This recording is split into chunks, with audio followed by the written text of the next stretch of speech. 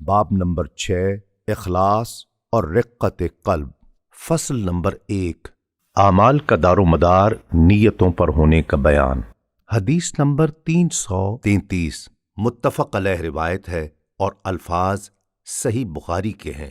حضرت عمر بن خطاب رضی اللہ تعالیٰ عنہ سے مروی ہے کہ حضور نبی اکرم صلی اللہ علیہ وآلہ وسلم نے فرمایا، اعمال کا دار و مدار نیت پر ہے اور ہر شخص کے لیے وہی ہے جس کی اس نے نیت کی، پس جس نے اللہ تعالیٰ اور اس کے رسول صلی اللہ علیہ وآلہ وسلم کی طرف ہجرت کی، اس کی ہجرت اللہ تعالیٰ اور اس کے رسول صلی اللہ علیہ وآلہ وسلم کے لیے ہی شمار ہوگی، اور جس کی ہجرت دنیا حاصل کرنے یا کسی عورت سے شادی کرنے کے لیے ہوئی تو اس کی ہجرت اسی کے لیے ہے جس کی طرف اس نے ہجرت کی۔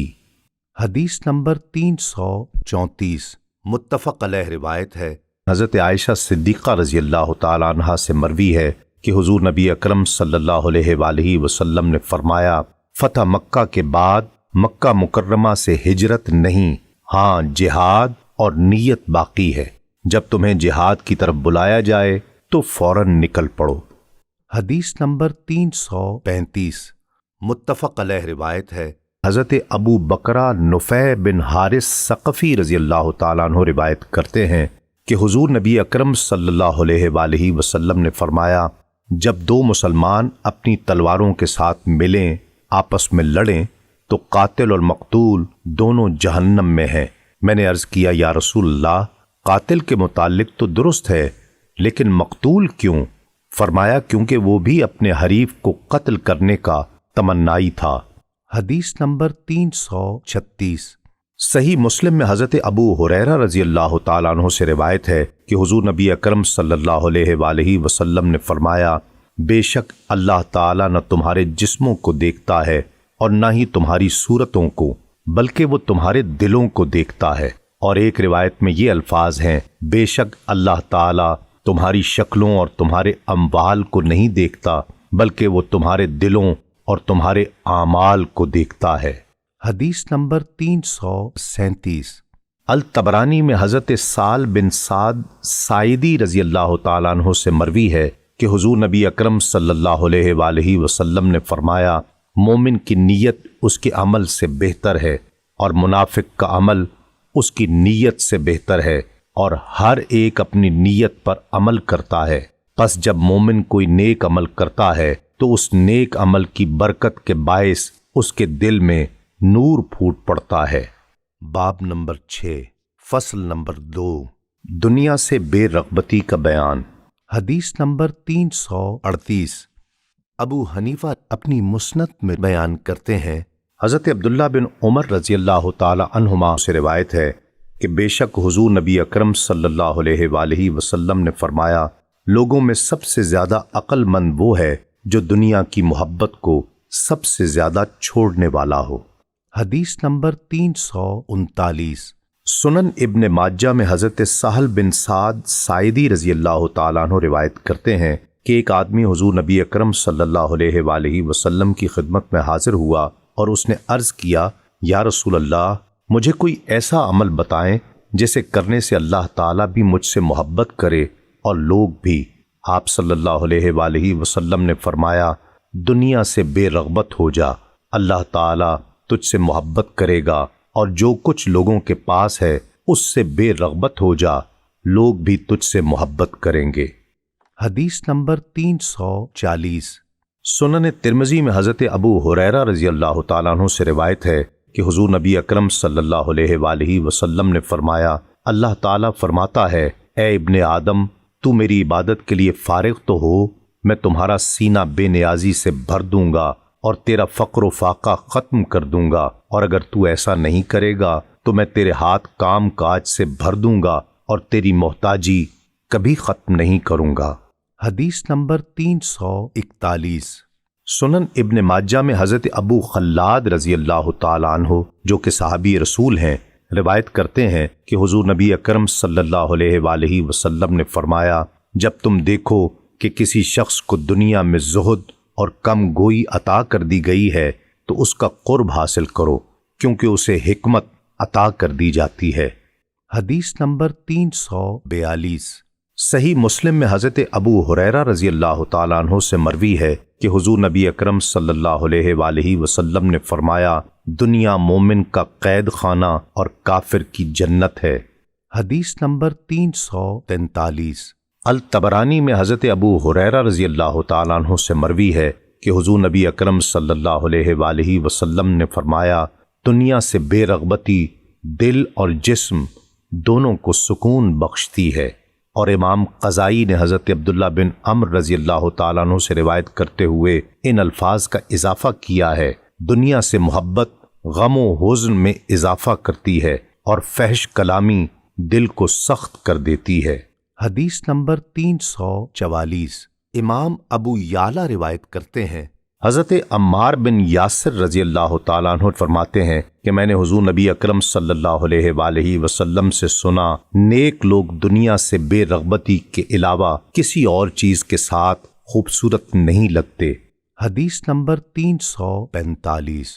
الطبرانی میں حضرت عمران بن حسین رضی اللہ تعالیٰ عنہ سے مروی ہے کہ حضور نبی اکرم صلی اللہ علیہ وآلہ وسلم نے فرمایا، جو شخص دنیا سے کٹ کر صرف اللہ کی راہ کی طرف ہو جائے، اللہ تعالیٰ اس کی ضرورت پوری کرتا ہے اور اسے وہاں سے رزق دیتا ہے جہاں سے اسے وہم و گمان بھی نہ ہو، اور جو شخص اللہ تعالیٰ سے کٹ کر دنیا کی طرف ہو جاتا ہے تو اللہ تعالیٰ اسے اسی دنیا کے سپرد کر دیتا ہے۔ حدیث نمبر 346۔ سنن ترمذی میں حضرت عمر بن خطاب رضی اللہ تعالیٰ عنہ سے مروی ہے کہ حضور نبی اکرم صلی اللہ علیہ وآلہ وسلم نے فرمایا، اگر تم اللہ تعالیٰ پر اس طرح بھروسہ کرتے جیسا بھروسہ کرنے کا حق ہے تو تمہیں اس طرح رزق دیا جاتا جس طرح پرندوں کو رزق دیا جاتا ہے، وہ صبح کو بھوکے نکلتے ہیں اور شام کو پیٹ بھر کر واپس آتے ہیں۔ باب نمبر 6، فصل نمبر 3، سچائی اور اخلاص کا بیان۔ حدیث نمبر 347۔ متفق علیہ روایت ہے، حضرت عبداللہ رضی اللہ تعالیٰ عنہ سے مروی ہے کہ حضور نبی اکرم صلی اللہ علیہ وآلہ وسلم نے فرمایا، سچ ہمیشہ نیکی کی راہ دکھاتا ہے اور نیکی جنت کی راہ دکھاتی ہے۔ آدمی سچ بولتا رہتا ہے یہاں تک وہ صدیق سچا بن جاتا ہے، اور جھوٹ بدی کا راستہ دکھاتا ہے اور بدی دوزخ میں لے جاتی ہے۔ آدمی جھوٹ بولتا رہتا ہے یہاں تک کہ اسے اللہ تعالیٰ کے ہاں جھوٹا ہی لکھ دیا جاتا ہے۔ حدیث نمبر 348۔ صحیح مسلم میں حضرت سہل بن حنیف رضی اللہ تعالیٰ عنہ سے مروی ہے کہ حضور نبی اکرم صلی اللہ علیہ وآلہ وسلم نے فرمایا، جس نے اللہ تعالیٰ سے صدق دل کے ساتھ شہادت کی موت طلب کی تو اللہ تعالیٰ اسے شہداء کا مقام عطا فرمائے گا، خواہ اسے بستر پر ہی موت کیوں نہ آئی ہو۔ حدیث نمبر 349۔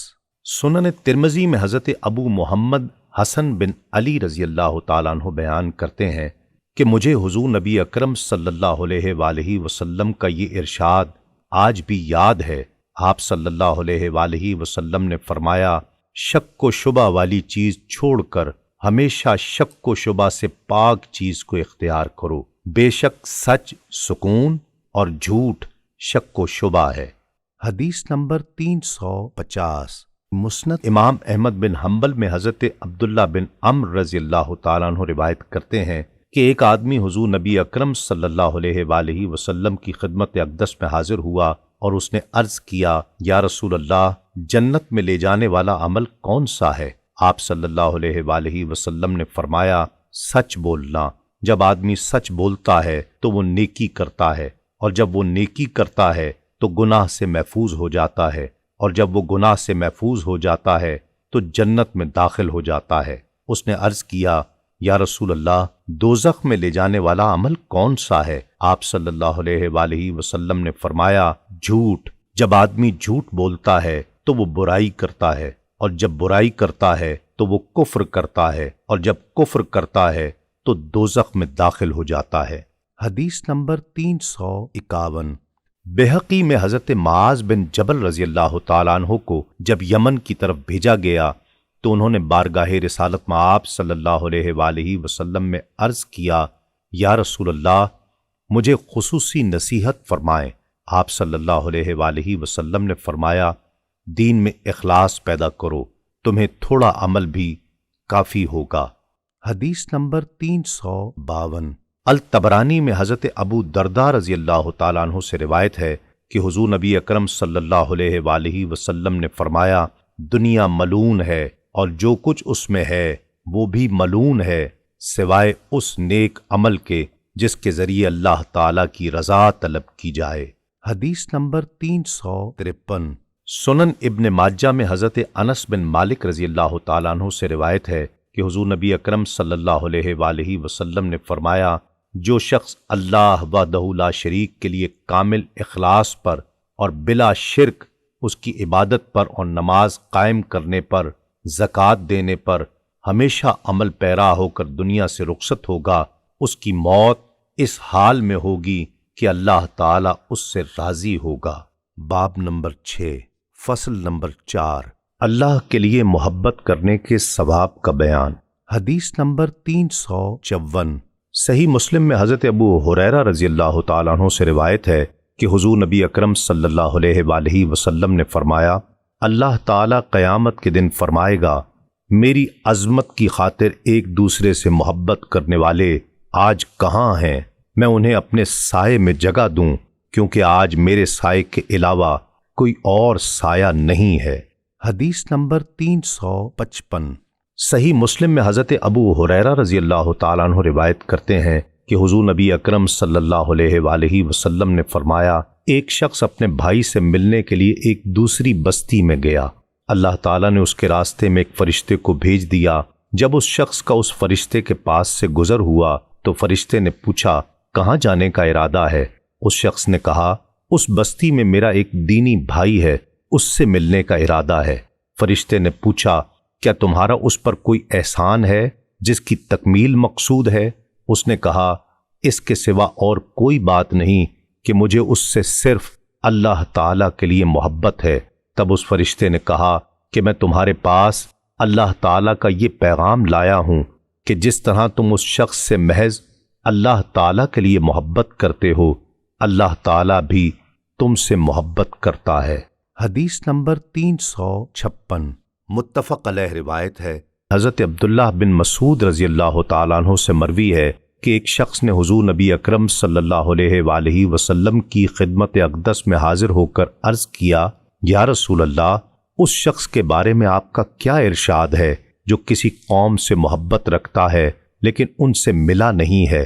اس پر حضور نبی اکرم صلی اللہ علیہ وآلہ وسلم نے فرمایا، قیامت کے روز آدمی اسی کے ساتھ ہوگا جس سے محبت رکھتا ہے۔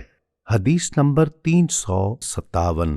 سنن ابو داؤد میں حضرت ابو ذر رضی اللہ تعالیٰ عنہ روایت کرتے ہیں کہ حضور نبی اکرم صلی اللہ علیہ وآلہ وسلم نے فرمایا، اللہ کے نزدیک اعمال میں سب سے افضل عمل، اور احمد کی روایت میں ہے کہ سب سے پیارا عمل، اور بزار کی روایت میں ہے کہ سب سے افضل علم اللہ کے لیے محبت رکھنا اور اللہ کے لیے ہی دشمنی رکھنا ہے۔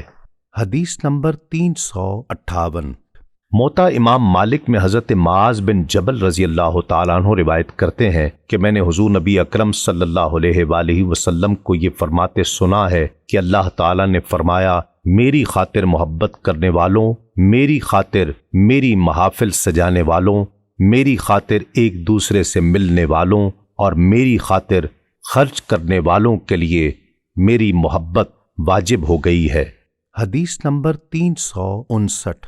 بہقی میں حضرت ابو ہریرہ رضی اللہ تعالیٰ عنہ سے مروی ہے کہ حضور نبی اکرم صلی اللہ علیہ وآلہ وسلم نے فرمایا، اگر دو بندے اللہ تعالیٰ کے لیے ایک دوسرے سے محبت کریں اور ایک مشرق میں ہو اور دوسرا مغرب میں بھی ہو تو اللہ تعالیٰ قیامت کے روز انہیں ضرور ملا دے گا اور فرمائے گا، یہ ہے وہ شخص جس سے تو میری خاطر محبت کیا کرتا تھا۔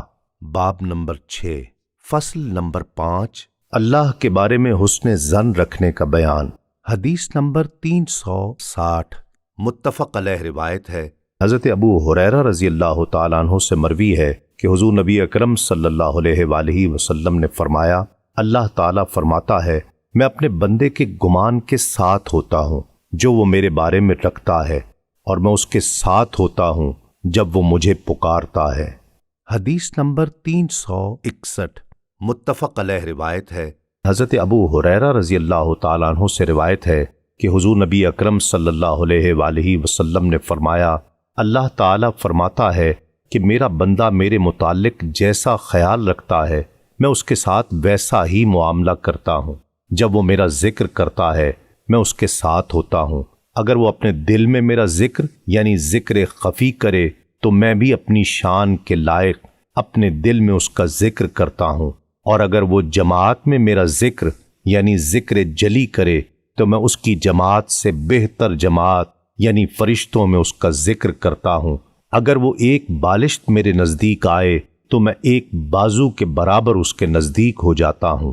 اگر وہ ایک بازو کے برابر میرے نزدیک آئے تو میں 2 بازوؤں کے برابر اس کے نزدیک ہو جاتا ہوں، اور اگر وہ میری طرف چل کر آئے تو میں اس کی طرف دوڑ کر آتا ہوں۔ حدیث نمبر 362 صحیح بخاری میں روایت ہے۔ حضرت ابو ہریرہ رضی اللہ تعالیٰ عنہ سے روایت ہے کہ حضور نبی اکرم صلی اللہ علیہ وآلہ وسلم نے فرمایا، اللہ تعالیٰ فرماتا ہے میں بندے کے ساتھ ہوتا ہوں جب وہ میرا ذکر کرتا ہے اور اس کے لب میرے ذکر کے لیے حرکت کرتے ہیں۔ حدیث نمبر 363 صحیح مسلم میں حضرت ابو ہریرہ رضی اللہ تعالیٰ عنہ سے روایت ہے کہ حضور نبی اکرم صلی اللہ علیہ وآلہ وسلم نے فرمایا، اللہ تعالیٰ فرماتا ہے میں اپنے بندے کے اس گمان کے مطابق ہوتا ہوں جو وہ میرے متعلق رکھتا ہے، اور میں اس کے ساتھ ہوتا ہوں جب وہ میرا ذکر کرتا ہے۔ حدیث نمبر 364 صحیح مسلم میں حضرت ابو ہریرہ رضی اللہ تعالیٰ عنہ سے روایت ہے کہ حضور نبی اکرم صلی اللہ علیہ وآلہ وسلم نے فرمایا، اللہ تعالیٰ نے فرمایا جب میرا بندہ ایک بالشت میری طرف بڑھتا ہے تو میں ایک ہاتھ اس کی طرف بڑھتا ہوں، اور اگر وہ ایک ہاتھ میری طرف بڑھتا ہے تو میں 2 ہاتھ اس کی طرف بڑھتا ہوں، اور جب وہ 2 ہاتھ میری طرف بڑھتا ہے تو میں تیزی سے اس کی طرف بڑھتا ہوں، یعنی اسی رفتار سے اس پر اپنی رحمت اور مدد و نصرت کا نزول فرماتا ہوں۔ حدیث نمبر 365 صحیح مسلم میں حضرت ابو ہریرہ اور ابو سعید خدری رضی اللہ تعالی عنہما دونوں حضور نبی اکرم صلی اللہ علیہ وآلہ وسلم کی بارگاہ میں حاضر ہوئے۔ حضور نبی اکرم صلی اللہ علیہ وآلہ وسلم نے فرمایا، جب بھی لوگ اللہ تعالیٰ کے ذکر کے لیے بیٹھتے ہیں انہیں فرشتے ڈھانپ لیتے ہیں، اور رحمت الہی انہیں اپنی آغوش میں لے لیتی ہے اور ان پر سکینہ نازل ہوتی ہے۔ اللہ تعالیٰ ان کا ذکر اپنی بارگاہ کے حاضرین میں کرتا ہے۔ حدیث نمبر 366 سنن ترمذی میں حضرت ابو سعید خدری رضی اللہ تعالیٰ عنہ روایت کرتے ہیں کہ حضور نبی اکرم صلی اللہ علیہ وآلہ وسلم سے پوچھا گیا، کون سے لوگ قیامت کے دن اللہ تعالیٰ کے ہاں درجے میں افضل ہوں گے؟ آپ صلی اللہ علیہ وآلہ وسلم نے فرمایا، اللہ تعالیٰ کا کثرت سے ذکر کرنے والے مرد اور عورتیں۔ میں نے تعجب سے عرض کیا، یا رسول اللہ، کیا اللہ تعالیٰ کی راہ میں جہاد کرنے والے غازی سے بھی افضل ہوں گے؟ آپ صلی اللہ علیہ وآلہ وسلم نے فرمایا، ہاں، اگرچہ مجاہد اپنی تلوار کافروں اور مشرکوں پر اس قدر چلائے کہ وہ ٹوٹ جائے اور خون آلود ہو جائے، پھر بھی اللہ تعالیٰ کا ذکر کرنے والے درجے میں اس سے افضل ہیں۔ حدیث نمبر 367 مسند امام احمد بن حنبل میں حضرت واصلہ بن الاسقا رضی اللہ تعالیٰ عنہ سے مروی ہے کہ حضور نبی اکرم صلی اللہ علیہ وآلہ وسلم نے فرمایا، اللہ تعالیٰ نے فرمایا، میں اپنے بندے کے گمان کے مطابق ہوتا ہوں جو وہ میرے بارے میں رکھتا ہے، لہٰذا وہ جو چاہے میرے بارے میں گمان رکھ لے۔ باب نمبر 6 فصل نمبر 6 اللہ کے خوف سے رونے کا بیان۔ حدیث نمبر 368 سنن ترمذی میں حضرت انس رضی اللہ تعالیٰ عنہ سے مروی ہے کہ حضور نبی اکرم صلی اللہ علیہ وآلہ وسلم نے فرمایا، روز قیامت اللہ فرمائے گا، دوزخ میں سے ایسے شخص کو نکال دو جس نے ایک دن بھی مجھے یاد کیا یا میرے خوف سے کبھی بھی مجھ سے ڈرا۔ حدیث نمبر 369 سنن ترمذی میں حضرت عبداللہ بن عباس رضی اللہ تعالیٰ عنہ سے روایت ہے کہ میں نے حضور نبی اکرم صلی اللہ علیہ وآلہ وسلم کو فرماتے ہوئے سنا، 2 آنکھوں کو دوزخ کی آگ نہیں چھوئے گی، ایک وہ آنکھ جو اللہ تعالیٰ کے خوف سے روئی اور دوسری وہ آنکھ جس نے اللہ تعالیٰ کی راہ میں پہرا دے کر رات گزاری۔ حدیث نمبر 370۔ الطبرانی میں حضرت انس رضی اللہ تعالیٰ عنہ سے روایت ہے کہ حضور نبی اکرم صلی اللہ علیہ وآلہ وسلم نے فرمایا، جس نے اللہ تعالیٰ کو یاد کیا اور اس کے خوف سے اس کی آنکھیں اس قدر اشک بار ہوئیں کہ زمین تک اس کے آنسو پہنچ گئے، تو اللہ تعالیٰ اسے قیامت کے دن عذاب نہیں دے گا۔ حدیث نمبر 371۔ سنن ترمذی میں حضرت ابو امامہ رضی اللہ تعالیٰ عنہ سے روایت ہے کہ حضور نبی اکرم صلی اللہ علیہ وآلہ وسلم نے فرمایا، اللہ تعالیٰ کو 2 قطروں اور 2 نشانوں سے زیادہ کوئی چیز پسند نہیں، اللہ تعالیٰ کے خوف سے بہنے والے آنسوؤں کا قطرہ اور اللہ تعالیٰ کی راہ میں بہنے والے خون کا قطرہ۔ رہے 2 نشان تو ایک ہے اللہ تعالیٰ کی راہ میں چلنے کا نشان اور دوسرا ہے اللہ تعالیٰ کے فرائض میں پڑ جانے والے کسی فریضے کی ادائیگی کا نشان۔ حدیث نمبر 372۔ بہقی میں حضرت ابو ہریرہ رضی اللہ تعالیٰ عنہ سے مروی ہے کہ حضور نبی اکرم صلی اللہ علیہ وآلہ وسلم نے فرمایا، اللہ تعالیٰ نے فرمایا، مجھے اپنی عزت کی قسم، میں اپنے بندے پر 2 خوف اور 2 امن اکٹھے نہیں کروں گا۔ اگر وہ مجھ سے دنیا میں خوف رکھے گا تو میں اسے قیامت کے روز امن میں رکھوں گا، اور اگر وہ مجھ سے دنیا میں بے خوف رہا تو میں اسے قیامت کے روز خوف میں مبتلا کروں گا۔ باب نمبر 6، فصل نمبر 7۔ اچھی آواز سے تلاوت قرآن کرنے کا بیان۔ حدیث نمبر 373۔ متفق علیہ روایت ہے اور الفاظ صحیح مسلم کے ہیں۔ حضرت ابو ہریرہ رضی اللہ تعالیٰ عنہ سے مروی ہے کہ حضور نبی اکرم صلی اللہ علیہ وآلہ وسلم نے فرمایا، اللہ تعالیٰ کسی فعل پر اس قدر جزا عطا نہیں فرماتا جتنا نبی کے خوش الحانی سے قرآن مجید پڑھنے پر اجر عطا فرماتا ہے۔ حدیث نمبر 374۔ متفق علیہ روایت ہے۔ حضرت ابو ہریرہ رضی اللہ تعالیٰ عنہ روایت کرتے ہیں کہ حضور نبی اکرم صلی اللہ علیہ وآلہ وسلم نے فرمایا، اللہ تعالیٰ نے کسی امر پر اتنا ثواب نہیں دیا جتنا اپنے نبی صلی اللہ علیہ وآلہ وسلم کو ترنم کے ساتھ قرآن کریم پڑھنے پر دیا ہے۔ حدیث نمبر 375۔ صحیح بخاری میں حضرت ابو ہریرہ رضی اللہ تعالیٰ عنہ سے روایت ہے کہ حضور نبی اکرم صلی اللہ علیہ وآلہ وسلم نے فرمایا، وہ شخص ہم میں سے نہیں جو قرآن مجید کو خوب خوش الحانی کے ساتھ نہیں پڑھتا۔ دوسرے راوی نے اس کے ساتھ یہ اضافہ بھی کیا ہے کہ جو بلند آواز سے نہیں پڑھتا۔ حدیث نمبر 376۔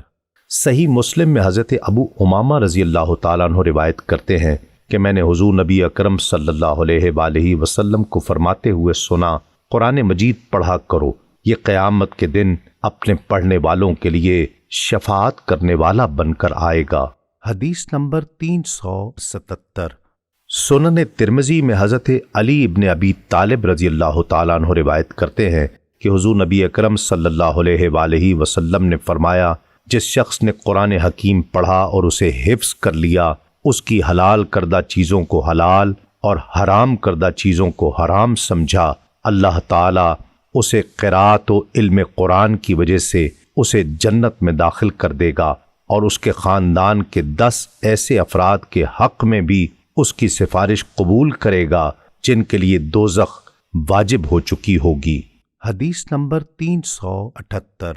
سنن ترمذی میں حضرت عبداللہ بن عمرو رضی اللہ تعالیٰ عنہ روایت کرتے ہیں کہ حضور نبی اکرم صلی اللہ علیہ وآلہ وسلم نے فرمایا، قرآن مجید پڑھنے والے سے کہا جائے گا، قرآن پڑھتا جا اور جنت میں منزل بمنزل اوپر چڑھتا جا، اور یوں ترتیل سے پڑھ جیسے تو دنیا میں ترتیل سے پڑھا کرتا تھا، تیرا ٹھکانہ جنت میں اس جگہ ہوگا جہاں تو آخری آیت تلاوت کرے گا۔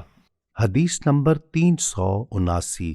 سنن ابن ماجہ میں حضرت انس رضی اللہ تعالیٰ عنہ روایت کرتے ہیں کہ حضور نبی اکرم صلی اللہ علیہ وآلہ وسلم نے فرمایا، لوگوں میں سے کچھ لوگ خاص اللہ والے ہوتے ہیں۔ صحابہ کرام نے عرض کیا، یا رسول اللہ، وہ کون خوش نصیب لوگ ہیں؟ آپ صلی اللہ علیہ وآلہ وسلم نے فرمایا، قرآن پڑھنے والے، وہی اللہ والے اور اس کے خواص ہیں۔ حدیث نمبر 380۔ سنن ترمذی میں حضرت عبداللہ بن عباس رضی اللہ تعالیٰ عنہ سے مروی ہے کہ حضور نبی اکرم صلی اللہ علیہ وآلہ وسلم نے فرمایا، وہ شخص جس کے دل میں قرآن کریم کا کچھ حصہ بھی نہیں، وہ ویران گھر کی طرح ہے۔ باب نمبر 6 فصل نمبر 8 قناعت اختیار کرنے اور لالچ سے بچنے کا بیان۔ حدیث نمبر 381 متفق علیہ روایت ہے۔ حضرت ابو ہریرہ رضی اللہ تعالیٰ عنہ سے مروی ہے کہ حضور نبی اکرم صلی اللہ علیہ وآلہ وسلم نے فرمایا، امیری کثرت مال سے نہیں ہوتی، بلکہ اصل امیری دل کا غنی اور امیر ہونا ہے۔ حدیث نمبر 382 متفق علیہ روایت ہے اور الفاظ صحیح بخاری کے ہیں۔ حضرت حکیم بن حزام رضی اللہ تعالیٰ عنہ سے مروی ہے کہ حضور نبی اکرم صلی اللہ علیہ وآلہ وسلم نے فرمایا، اوپر والا یعنی دینے والا ہاتھ نیچے والے یعنی لینے والے ہاتھ سے بہتر ہے، اور صدقہ و خیرات کی ابتدا اپنے اہل و عیال سے کرو، اور بہترین صدقہ وہ ہے جس کے بعد استغنا قائم رہے، اور جو سوال سے بچتا ہے اللہ تعالیٰ اسے سوال کرنے سے بچا لیتا ہے، اور جو استغنا اختیار کرتا ہے اسے اللہ تعالیٰ غنی کر دیتا ہے۔ حدیث نمبر 383 متفق علیہ روایت ہے۔ حضرت ابو ہریرہ رضی اللہ تعالیٰ عنہ سے روایت ہے کہ حضور نبی اکرم صلی اللہ علیہ وآلہ وسلم نے فرمایا، مسکین وہ نہیں ہے جو لوگوں کے گرد چکر لگاتا رہے، ایک یا دو لقموں یا ایک دو کھجوروں کا لالچ اسے گھماتا پھراتا رہے، بلکہ مسکین تو وہ ہے جس کے پاس نہ تو اتنا مال ہو کہ اس کی ضرورت کو پورا کر سکے، نہ وہ ظاہراً مسکین نظر آتا ہو کہ لوگ اسے صدقہ دیں، اور نہ وہ شرم کے مارے خود کھڑے ہو کر لوگوں سے مانگتا ہو۔ حدیث نمبر 384 سنن ترمذی میں حضرت عبداللہ بن مسعود رضی اللہ تعالیٰ عنہ فرماتے ہیں کہ حضور نبی اکرم صلی اللہ علیہ وآلہ وسلم نے فرمایا، جس شخص پر مفلسی آ گئی اور اس نے اپنی مفلسی کو دور کرنے کے لیے اس کو لوگوں کے سامنے پیش کیا تو اس کی مفلسی دور نہیں ہوگی، اور جس شخص نے اپنی مفلسی کو اللہ تعالیٰ کی خدمت میں پیش کیا تو اللہ تعالیٰ اسے جلد یا بدیر اپنی حکمت کے مطابق رزق عطا فرمائے گا۔ حدیث نمبر 385 سنن ابو داؤد میں حضرت ثوبان رضی اللہ تعالیٰ عنہ سے مروی ہے کہ حضور نبی اکرم صلی اللہ علیہ وآلہ وسلم نے فرمایا، جو شخص مجھے اس بات کی ضمانت دے کہ لوگوں سے کوئی چیز نہیں مانگے گا تو میں اسے جنت کی ضمانت دیتا ہوں۔ میں نے عرض کیا، یا رسول اللہ، میں اس بات کی ضمانت دیتا ہوں۔ اس کے بعد حضرت ثوبان رضی اللہ تعالیٰ عنہ کسی سے کچھ نہیں مانگا کرتے تھے۔ حدیث نمبر 386 صحیح مسلم میں حضرت عبداللہ بن عمر رضی اللہ تعالیٰ عنہ سے مروی ہے کہ حضور نبی اکرم صلی اللہ علیہ وآلہ وسلم نے فرمایا، بلا شبہ وہ کامیاب ہو گیا جو اسلام لایا، اسے حسب ضرورت رزق عطا ہوا، اور اللہ تعالیٰ نے اسے جو کچھ دیا اسے اس پر قناعت بھی عطا فرمائی۔ باب نمبر 6 فصل نمبر 9 توبہ اور استغفار کا بیان۔ حدیث نمبر 387 سنن ترمذی میں حضرت انس رضی اللہ تعالیٰ عنہ سے مروی ہے کہ حضور نبی اکرم صلی اللہ علیہ وآلہ وسلم نے فرمایا، ہر انسان خطا کار ہے، اور اچھے خطا کار خطا ہو جانے کے بعد ندامت سے سچی توبہ کرنے والے ہیں۔ حدیث نمبر 388 سنن ابن ماجہ میں حضرت عبداللہ رضی اللہ تعالیٰ عنہ سے روایت ہے کہ حضور نبی اکرم صلی اللہ علیہ وآلہ وسلم نے فرمایا، گناہ سے سچی توبہ کرنے والا اس شخص کی مانند ہے جس نے کوئی گناہ کیا ہی نہ ہو۔ حدیث نمبر 389 متفق علیہ روایت ہے۔ حضرت ابو ہریرہ رضی اللہ تعالیٰ عنہ سے روایت ہے کہ حضور نبی اکرم صلی اللہ علیہ وآلہ وسلم نے فرمایا، ایک آدمی اپنے اوپر ظلم و زیادتی کرتا رہا، یعنی بہت زیادہ گناہوں میں ملوث رہا۔ جب اس کی موت کا وقت آیا تو اس نے اپنے بیٹوں سے کہا، جب میں فوت ہو جاؤں تو مجھے اچھی طرح جلا دینا، پھر میرے جلے ہوئے جسم کو پیس دینا، پھر میری راکھ ہوا میں اڑا دینا۔ اللہ کی قسم، اگر میرے رب نے مجھے پکڑ لیا تو وہ مجھے ایسا عذاب دے گا کہ اس جیسا عذاب کبھی کسی کو نہ دیا ہوگا۔ جب وہ فوت ہو گیا تو اس کے ساتھ اسی طرح کیا گیا۔ اللہ تعالیٰ نے زمین کو حکم دیا اپنے اندر موجود اس کے بکھرے ہوئے ذرات جمع کر دے۔ زمین نے ذرات جمع کر دیے تو وہ پورے جسم کے ساتھ اللہ تعالیٰ کے سامنے کھڑا ہو گیا۔ اللہ تعالیٰ نے فرمایا تمہیں اس کارروائی پر کس چیز نے آمادہ کیا تھا؟ اس نے کہا اے میرے رب تیری خشیت نے، یا عرض کیا اے رب تیرے خوف نے، تو اللہ تعالیٰ نے اسے بخش دیا۔ حدیث نمبر 390۔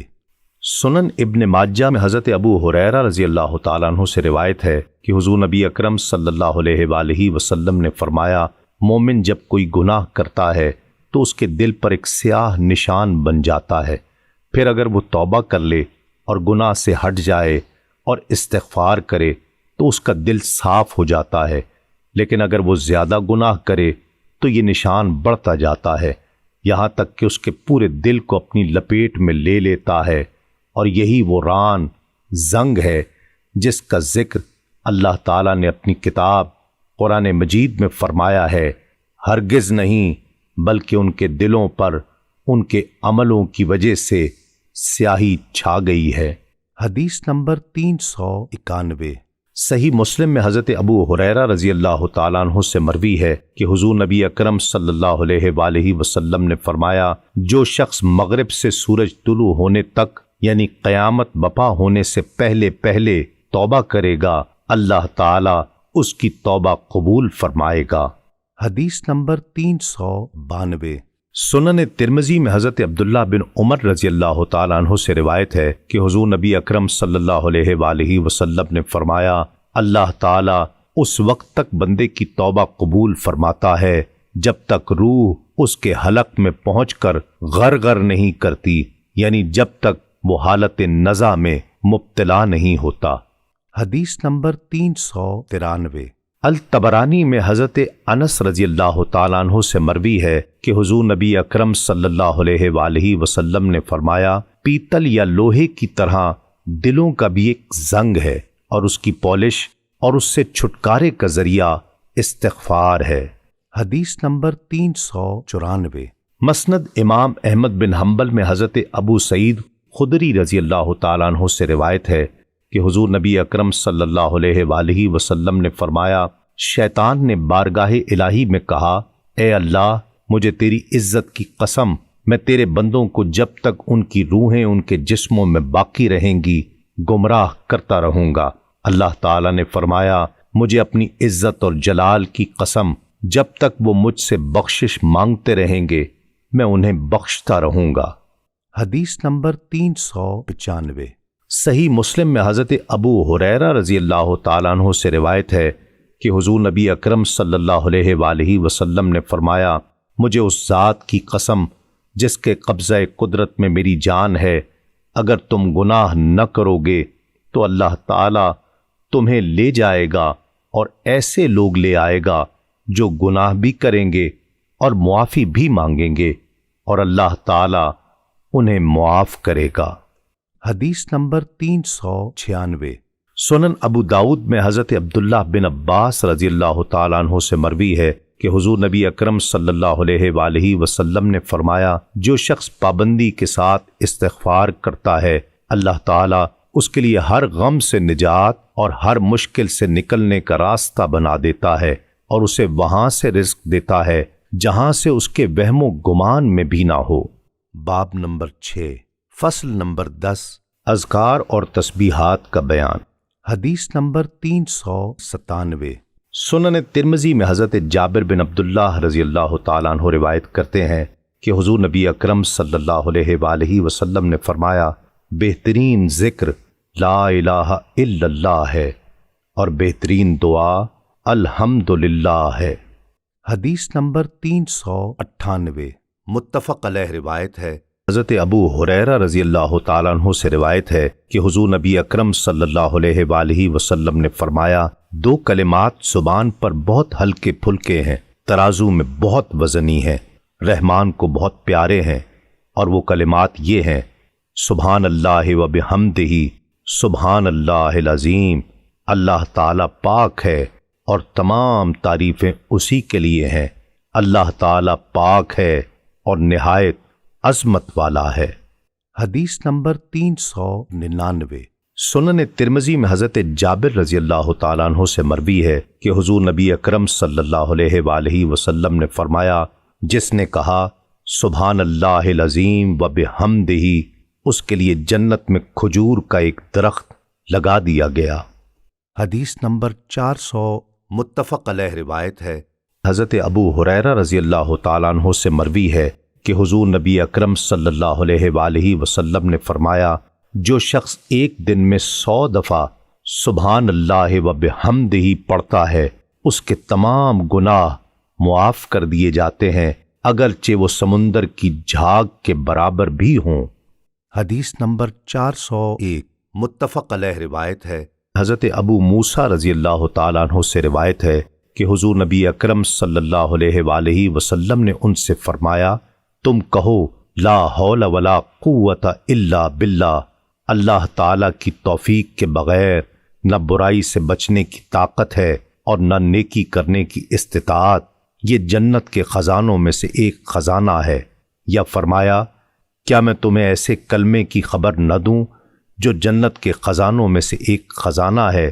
وہ کلمہ لا حول ولا قوت الا باللہ ہے۔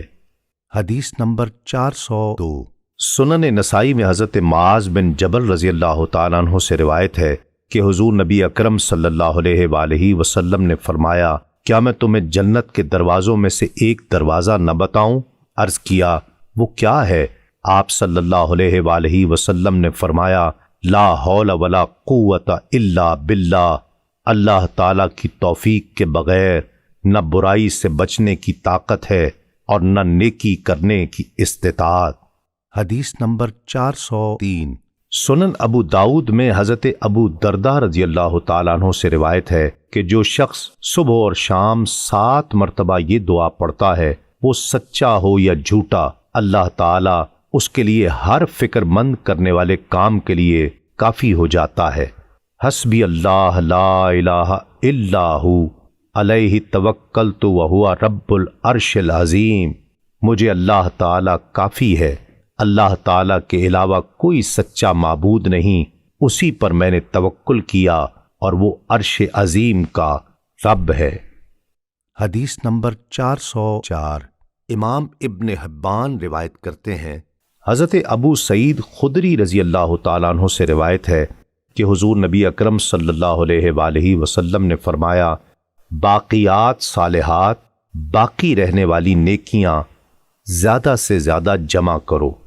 عرض کیا گیا، یا رسول اللہ، وہ کون سی ہیں؟ فرمایا، اللہ اکبر، لا الہ الا اللہ، سبحان اللہ، الحمدللہ اور لا حول ولا قوت الا باللہ پڑھتے رہنا۔ حدیث نمبر 405۔ امام حاکم روایت کرتے ہیں، حضرت ابو ہریرہ رضی اللہ تعالیٰ عنہ سے روایت ہے کہ انہوں نے حضور نبی اکرم صلی اللہ علیہ وآلہ وسلم کو فرماتے ہوئے سنا، جب کوئی شخص کہتا ہے سبحان اللہ والحمد للہ ولا الہ الا اللہ واللہ اکبر ولا حول ولا قوت الا باللہ العلی العظیم، اللہ تعالیٰ پاک ہے اور تمام تعریفیں اللہ تعالیٰ کے لیے ہیں، اللہ تعالیٰ کے سوا کوئی سچا معبود نہیں اور اللہ تعالیٰ سب سے بڑا ہے، اللہ تعالیٰ کی توفیق کے بغیر نہ برائی سے بچنے کی طاقت ہے اور نہ نیکی کرنے کی استطاعت، تو اللہ تعالیٰ فرماتا ہے، میرا بندہ میرا مطیع اور فرما بردار ہو گیا ہے، اسے بخش دیا گیا۔ حدیث نمبر 406۔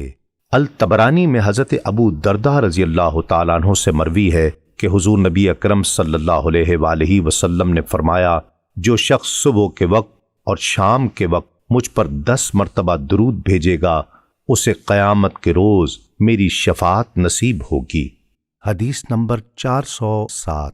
صحیح مسلم میں حضرت کعب بن عجرہ رضی اللہ تعالیٰ عنہ سے روایت ہے کہ حضور نبی اکرم صلی اللہ علیہ وآلہ وسلم نے فرمایا، فرض نمازوں کے بعد کیے جانے والے کچھ اذکار ایسے ہیں جنہیں پڑھنے والا یا کرنے والا ناکام نہیں ہوتا، جو کہ یہ ہیں 33 مرتبہ سبحان اللہ، 33 مرتبہ الحمدللہ اور 34 مرتبہ اللہ اکبر پڑھنا۔ حدیث نمبر 408 مسند امام احمد بن حنبل میں حضرت عبداللہ بن عمر رضی اللہ تعالیٰ عنہ سے مروی ہے کہ حضور نبی اکرم صلی اللہ علیہ وآلہ وسلم نے فرمایا، کیا میں تمہیں حضرت نوح علیہ السلام کی اپنے بیٹے کو کی ہوئی وصیت نہ بتاؤں؟ صحابہ کرام نے عرض کیا، یا رسول اللہ ضرور بتائیے۔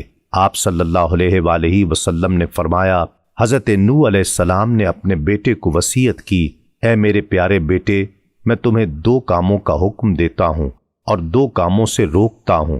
میں تمہیں لا الہ الا اللہ کے ذکر کی وصیت کرتا ہوں، کیونکہ یہ کلمہ اگر ایک پلڑے میں رکھ دیا جائے اور آسمان و زمین دوسرے پلڑے میں رکھ دیے جائیں تو یہ ان سے وزنی ہو جائے گا، اور اگر یہ آسمان و زمین گول دائرے کی طرح بھی ہوں تو یہ انہیں چیرتا ہوا سیدھا اللہ تعالی کی طرف چلا جائے گا۔ اس کے بعد پوری حدیث ذکر کی۔ حدیث نمبر 409 سنن ترمذی میں حضرت معاذ بن جبل رضی اللہ تعالیٰ عنہ سے مروی ہے کہ حضور نبی اکرم صلی اللہ علیہ وآلہ وسلم نے ایک آدمی کو یہ الفاظ کہتے ہوئے سنا، یا ذل جلال والاکرام، تو آپ صلی اللہ علیہ وآلہ وسلم نے فرمایا، تمہاری دعا قبول ہو گئی ہے، تم مانگو۔ حدیث نمبر 410 متفق علیہ روایت ہے۔ حضرت عائشہ رضی اللہ تعالی عنہا سے مروی ہے کہ حضور نبی اکرم صلی اللہ علیہ وآلہ وسلم مریض کے لیے فرمایا کرتے تھے، اللہ تعالی کے نام سے شفا طلب کر رہا ہوں۔ ہماری زمین کی مٹی اور ہم سے بعض کا لعاب اللہ تعالی کے حکم سے ہمارے مریض کو شفا دیتا ہے۔